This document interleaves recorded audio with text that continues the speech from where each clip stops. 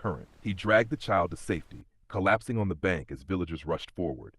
For a moment, all eyes were on him, not with fear, but with surprise. Still, no one praised him. One good deed could not erase a lifetime of harm.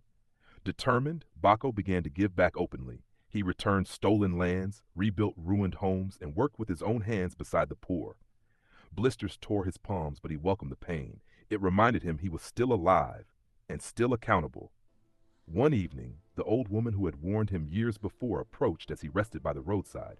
Her eyes softened when she saw him. "The harvest is not only punishment," she said. "It is also learning." Baco bowed his head. "If my learning came sooner, my son would still live." She placed a hand on his shoulder. "Some lessons cost dearly. What matters is what you do with what remains." Years passed.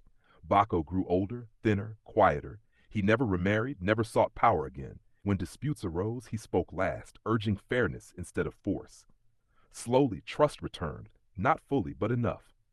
When Baco finally died, there was no grand mourning. Yet the widows he once wronged came.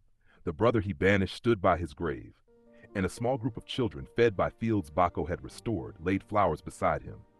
The village remembered him not as a hero, but as a man who learned too late and tried anyway. And Acuna taught its children his story, not in whispers of fear, but as a warning wrapped in truth that redemption is possible, but consequences are patient, and love, once lost, cannot always be reclaimed. Thank you for watching.